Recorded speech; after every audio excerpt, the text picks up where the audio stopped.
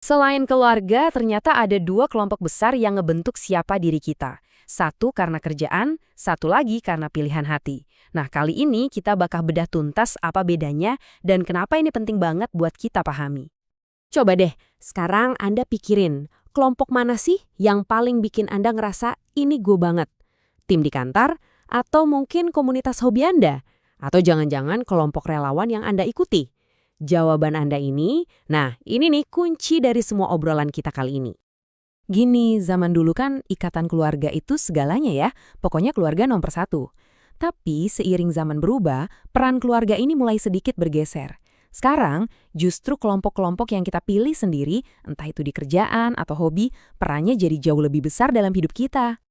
Biar gampang, bayangin aja masyarakat modern kita ini kayak bangunan yang ditopang dua tiang besar. Tiang pertama itu kelompok okupasional dan tiang kedua itu kelompok sukarela. Oke, sekarang ayo kita bedah satu persatu. Mulai dari yang pertama. Oke, kita mulai dari pilar yang pertama ya, kelompok okupasional. Gampangnya, ini adalah kelompok yang terbentuk karena profesi kita. Sesuatu yang, ya, kita semua hadapi hampir tiap hari kan? Jadi, apa sih itu? Simpelnya, ini kelompok yang isinya orang-orang dengan kerjaan atau profesi yang sama.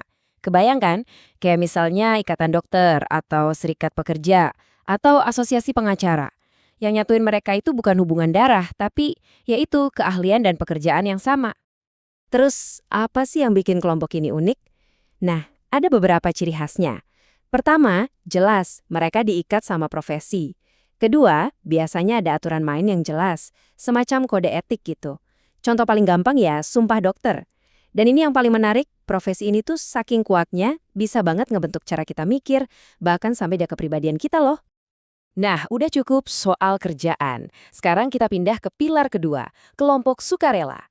Kalau yang tadi itu soal apa yang kita kerjakan buat hidup, yang ini lebih ke apa yang kita pedulikan dalam hidup. Kalau di sini, lem perekatnya itu minat atau tujuan yang sama. Coba bayangin deh, klub pecinta buku. Anggotanya bisa aja dokter, mahasiswa, atau bahkan pensiunan. Latar belakangnya acak banget kan? Tapi mereka semua nyambung karena satu hal, sama-sama cinta sama cerita. Kelompok kayak gini tuh seringnya gak dapat sorotan media, tapi perannya, wah, penting banget. Mereka bisa gerak cepat buat tujuan tertentu, misalnya kayak tim relawan pas ada bencana. Intinya, mereka ada buat menyalurkan minat anggotanya, dan yang penting, gak ganggu kepentingan umum. Semuanya murni dari hati, dari keinginan bersama. Oke, kita udah lihat dua-duanya secara terpisah. Sekarang, biar makin jelas, gimana kalau kita adu langsung? Kita sandingkan sebelahan biar kelihatan bedanya. Jadi, apa sih yang benar-benar ngebedain keduanya? Yuk kita lihat langsung. Nah, lihat deh, kelihatan banget kan bedanya? Di sisi kiri, kelompok okupasional itu dasarnya profesi, strukturnya formal banget dengan kode etik, dan anggotanya ya seragam homogen berdasarkan kerjaan. Sekarang lihat kanan, kelompok sukarela, dasarnya minat bareng, strukturnya jauh lebih santai, tujuannya yang penting tercapai, dan anggotanya, wah, campur aduk heterogen. Jadi kesimpulannya gampang, yang satu tentang kerjaan, yang satu lagi tentang kepedulian. Terus mungkin Anda mikir, oke, terus kenapa? Kenapa kita perlu tahu bedanya? Jawabannya simple, tapi penting banget. Karena dua kelompok inilah yang jadi fondasi masyarakat kita sekarang. Bayangin aja dua kelompok ini itu kayak ngebentuk dua sisi dari koin identitas kita. Ada sisi profesional, sisi kerjaan kita. Terus ada sisi personal, sisi minat kita.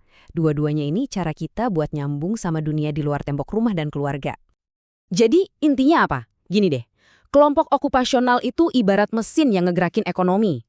Sementara kelompok sukarela itu jantungnya yang mompa kehidupan ke komunitas kita. Nah, keberadaan dua kelompok ini nunjukin sebuah pergeseran besar di masyarakat.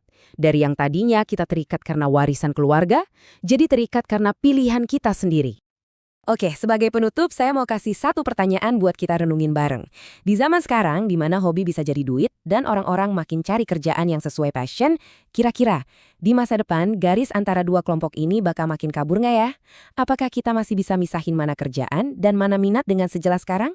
Coba deh dipikirin.